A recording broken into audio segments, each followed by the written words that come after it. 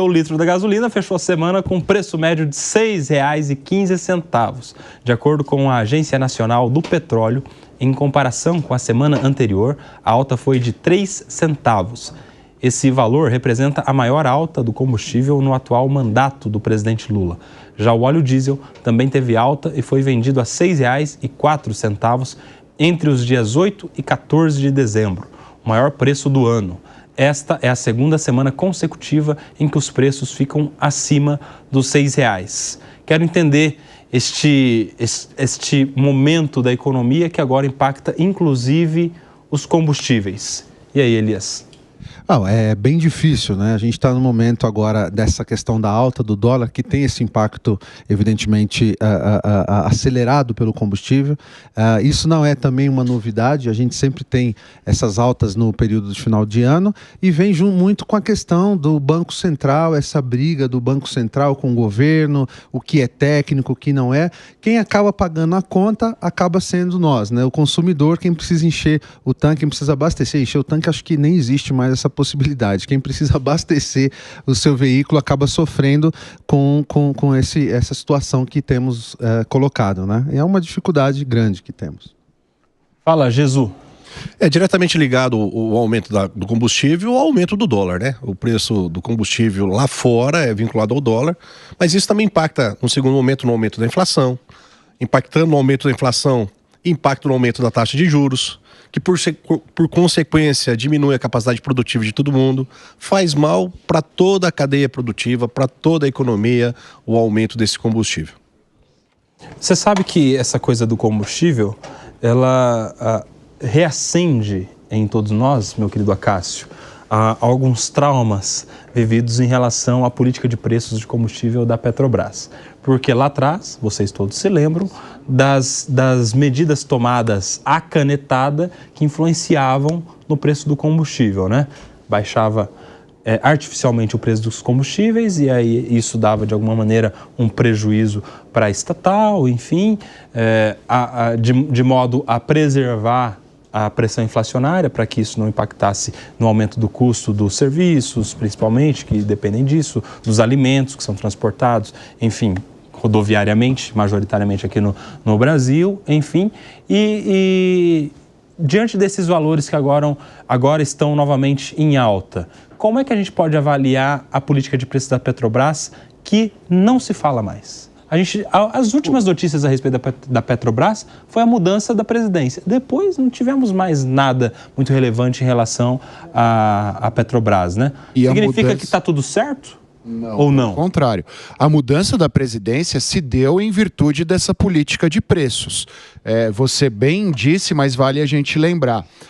A Petrobras tem o monopólio que o Diogo tanto gosta do petróleo no Brasil e a partir deste monopólio é a Petrobras quem deveria estabelecer, regular o valor do combustível no Brasil. Por que há um monopólio estatal relacionado aos combustíveis? Porque o combustível está diretamente ligado à nossa cadeia produtiva, à nossa cadeia econômica. O preço do combustível sobe, outros preços acabam subindo automaticamente. Isso gera inflação. Então, lá na década de 50, a Petrobras foi pensada nesse sentido exatamente para que evitasse esse problema. A questão é que a Petrobras, de uns anos para cá, se tornou uma sociedade de economia mista, então o governo tem o controle, mas ela tem ações comercializadas e estes investidores, obviamente, querem lucro. E aí nós tínhamos essa discussão. Eu devo pagar os dividendos para esses investidores ou eu devo segurar o preço do petróleo para segurar a inflação? E é óbvio que nós temos posicionamentos para os dois lados. Mas esta alta do petróleo desta semana, que nós estamos discutindo, ela não está vinculada à Petrobras. O Elias bem disse. Ela é uma decorrência, ela é um efeito de todos os problemas econômicos, especialmente relacionados aos juros e a queda do real em relação ao dólar, Problema este com o qual nós temos nos deparado nas últimas semanas. Então não dá para a gente culpar diretamente a Petrobras, mas eu concordo com você, Koba. Essa discussão sobre qual deve ser o real objetivo da Petrobras foi jogada embaixo do tapete, dorme em berço esplêndido e ninguém discute sobre isso. Você sabe, ô Diogo da Luz, que quando a gente teve essa discussão aí da troca da presidência da Petrobras em relação à política de preços, a gente veio do governo anterior da paridade dos preços internacionais, então subiu lá fora petróleo e tal, sobe no Brasil. Aí mudou a presidência, veio o Jean Paul Prats para a presidência e se mudou a política de preços sem a gente saber ao certo como é que se calcula agora o preço do combustível no Brasil. Isso gerou uma certa insegurança. Até este momento não se sabe.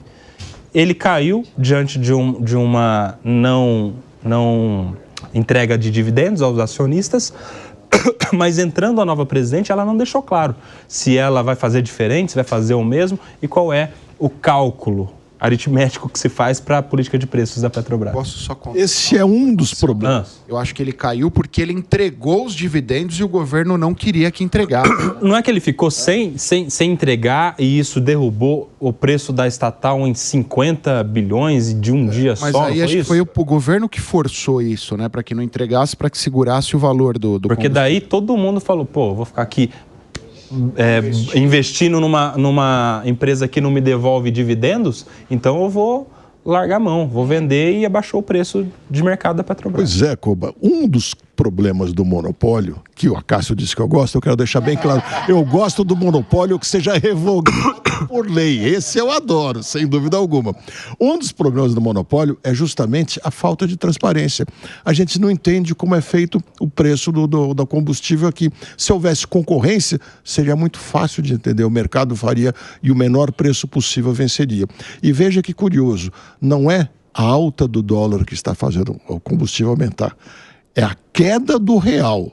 Não é o dólar que subiu, o real que caiu, o real que perdeu valor porque o real perdeu credibilidade perante o mundo. Essa é a verdadeira razão da coisa. Tanto é que o petróleo está no seu preço histórico mais baixo desde o primeiro dia desse governo. Está a $75, com indicação de talvez baixar mais. Ele já esteve a 85, 90, quase $100. Portanto, não é nem o petróleo nem o dólar, e sim a falta de confiança no real. E por quê? Quem que explica? Por que o real está perdendo o seu valor? E aí, numa semana em que tivemos aumento da taxa de juros novamente para segurar o valor da moeda, o valor monetário. Pessoas indicam, inclusive, que a gente vai ter uma sequência de altas agora. Podemos chegar até uma taxa de 14,25% em 2025. Koba, a nossa economia é uma economia emergente. A gente depende muito de investimentos estrangeiros. O real vai perdendo valor exatamente porque esse investimento estrangeiro vai perdendo a confiança, vai perdendo a credibilidade da nossa economia e esses recursos são tirados do Brasil. E a partir do momento que há retirada destes recursos e a nossa economia cai em descrédito, a nossa moeda e, consequentemente, tudo aquilo que depende de moeda vai perdendo força. De forma bem objetiva e simples, é óbvio que existem outros elementos, mas a rigor esse é o eixo da confusão. O que esses investidores, especialmente os investidores estrangeiros, querem é um pacote fiscal para que a nossa economia, para que a nossa máquina pública seja mais enxuta e, principalmente, para que esses investimentos sejam feitos de forma mais segura. Então, essa falta de segurança, essa pressão externa tem forçado a nossa economia e, consequentemente, tem aumentado os índices econômicos, os índices de juro e tem enfraquecido a nossa moeda.